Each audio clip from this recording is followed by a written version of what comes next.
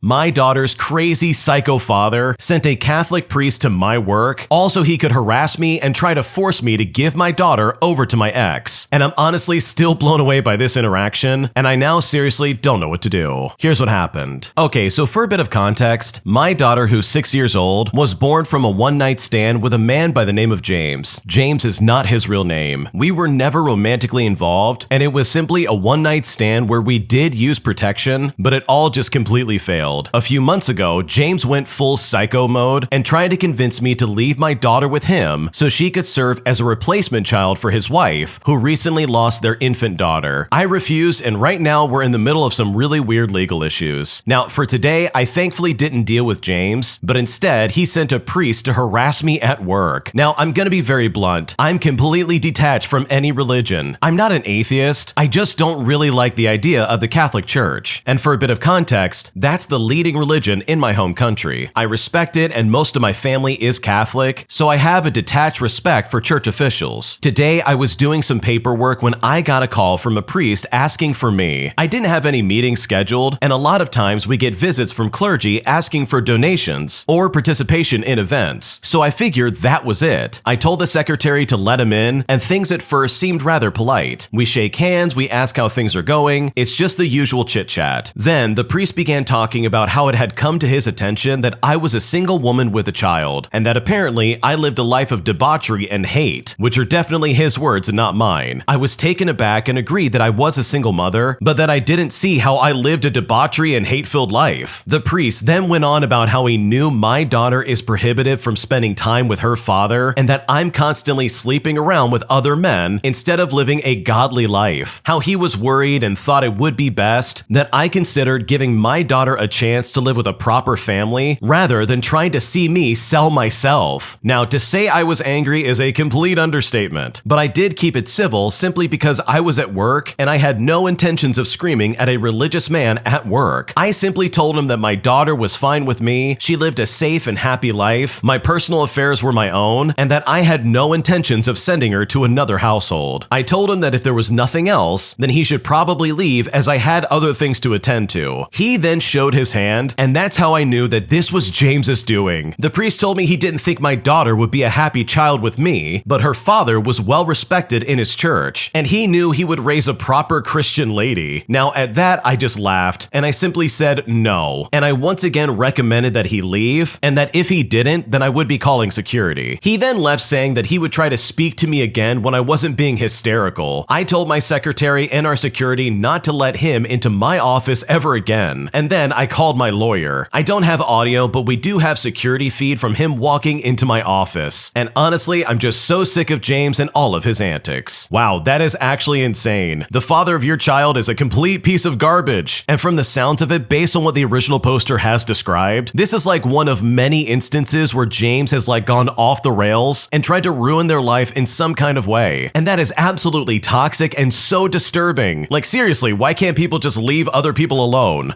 This guy literally sent a priest to the original poster's work just to harass them into giving over their child to this guy. That's a crazy level of weird that I just can't even begin to understand. So hopefully all this stuff you're dealing with gets resolved sooner than later, because from the sounds of it, your daughter's father sounds like an absolute nightmare. If you like Am I the Jerk, you're probably going to love Am I the Genius. Check it out, link down below in the description. Also, go to amithejerk.com/submit if you would like to submit your own stories. Am I the jerk for telling my friend to not come to my birthday party if she's also going to be bringing her kid? Because right now she is very upset with me, and at this point I seriously don't know what to do. Here's what happened. Okay, so one of my friends put together a gathering at a restaurant for my birthday, and the place has a bar where we are going to hang out. The plan was to get tipsy and order appetizers, and even though my husband and I have a 3-year-old, we're hiring a babysitter for the night. And when it comes to the get-together, we even rented out a private room with a bar. Now, my other friend, who we will call Mary, that's not her real name, also has a 5-year-old daughter, and she mentioned that she was going to bring her. Now, I offered to pay my babysitter extra to watch her daughter, but Mary said no because her daughter is in daycare all day, and she doesn't want her to then be with a babysitter after that. I said I understand, but I don't think it's appropriate for her to come to our get-together. For starters, I know our group. We're going to get rowdy, and I don't want to censor myself. And secondly, Mary's daughter is a lot like other 5-year-olds. She she doesn't sit still and she wants to run all over the place. Now, Mary admits that she doesn't bring her out to restaurants much because she doesn't know how to act, but I also know that Mary will just sort of let her go as she is very permissive. I spoke to my friend who put it together and said I don't want any kids there. There's a reason I got a sitter for my own kid. That friend agreed and told Mary not to bring her daughter, and Mary has now thrown a fit and said that she's not coming. I said I completely understand. There are events I've missed because I don't want to leave my daughter, and the group understands as we all have kids. I told Mary that I'd be glad to have a date or lunch another time with our kids, just so we can all hang out. And I told Mary that I can't stop her from coming to the restaurant, but we absolutely will not allow her to come into our private room. And she's now heard that we're excluding her. So am I the jerk for not wanting a kid at my party and telling my friend that she can't come if she brings her? Also, it is relevant that Mary did not pay for the rented room. Two of my other friends did as a gift to me, so it's not as if I'm telling her that she can't come to something that she paid for. What should I do? You're not the jerk at all. You're being very reasonable here. You offered so many solutions so that her daughter could have somewhere to stay while you guys have a party. Like, why would you bring a 5-year-old to a bar to a private party for adults? Like, I don't know about you, but that's probably not the place I would want a kid at. And I totally understand that your kid was in daycare all day, but like seriously, a few extra hours is not gonna ruin this kid. This is like a once a year kind of thing, and it's not like you're gonna do this every single night. So that daycare excuse just doesn't stand up in my opinion. Like, if I was in Mary's shoes, I would be like, yeah, okay, just put my kid with your kids. That makes perfect sense to me, and that way I don't have a kid hogging all of my attention while I'm trying to like spend time with my friends. So no, you're definitely not the jerk. That's a reasonable expectation, as this is an adult environment that kids really shouldn't be at in the first place. And if Mary wants to act weird about it and choose to be offended, then honestly, that is completely on her. Am I the jerk for insisting my mom not sign my wife and I up for religious mailers? Because right now, my mom is so angry with me that she has gone no contact, and at this point, I seriously don't know what to do. Many moons ago, when I was a young little warthog, I realized my parents' religion wasn't all it was cracked up to be. After graduating college and leaving the church, I always seemed to get religious mailers with my name on them. I guessed it was my university or home church keeping up with me, or maybe updating their systems when they got return mail with my new address. Anyways, I bought a house last fall, and I eloped shortly thereafter. I told my immediate family that I'd bought a house, and I sent my mom and my siblings my address. And it's important to note that I didn't give out my address to anybody else. Well, my wife and I started getting religious mail with our first names, but only my last name. For reference, my wife does not have my last name, so seeing her first name with my last name was very suspicious. My wife throws out that there's only one person that fits all the details, and that person, whether it's right or wrong, is my mom. She made a solid case, so I texted my mom and I said, hey, we've been getting religious mail addressed to my wife and I. You wouldn't happen to know anything about that, would you? Not even an hour later, I get a response back by saying, your grandparents wanted it sent to you. Well, my grandma died 5 years ago, and my grandfather died 2 years ago. My grandparents knew of my girlfriend at the time, but they never met before they passed. I followed up by saying, well, they're not around to update these places on my address or my marital status. So is it fair to assume you're doing this on their behalf? She finally admitted it, but then justified it by saying that she's also sponsoring a kid in Africa on their behalf as well. After talking with my wife, we didn't care about the mailer content per se, just that my wife and I's address was being given out to religious institutions that we wanted literally no part of. And mind you, this is without our awareness or consent, and under the guise of the goodwill memory of my grandparents. They're using that as a form of manipulation to cross my wife and I's boundaries. I waited a few days and then texted back in a long text message that my wife and I are not okay with our address being used, and to please not misuse it in the future. We don't want it to be used for the memory of my grandparents or anything like that. And we then explained that she probably wouldn't like it if we signed her up for agnostic or Buddhist mailers. Now, rather than giving an apology of any kind, she called the confrontation dumb and justified her actions as okay because she believes in Christianity, and then threatened to go no contact. And ever since then, we haven't heard from her. So now I'm wondering if I should have said nothing, because at this point, I seriously don't know what to do. No, you are definitely not the jerk. If I was in your shoes, I wouldn't want my address going out to people I don't know, especially if I'm just gonna get junk mail in my inbox. Like, that sounds really obnoxious, and I would also get really upset by that. And you know what? To me, at least if I was in your shoes, it wouldn't even be about whether it was religious mail or not. The fact that someone's giving out my address period to anybody for anything, all without my consent, is really sketchy. That would feel like a massive betrayal of my trust, not to mention a betrayal of my privacy. privacy. And I think you have the right idea. If the tables were turned and you signed them up for God knows what, then I'm sure they would flip the script and be like, wait, why are you doing that to me? This all sounds really petty and very frustrating, and honestly, I don't blame you for not wanting anything to do with that. So no, you are definitely not the jerk, and I think your mom absolutely crossed a massive boundary. My lottery win of over $600,000 has my girlfriend dreaming of an early retirement, but I'm currently very worried about our financial future, as I feel we should be prioritizing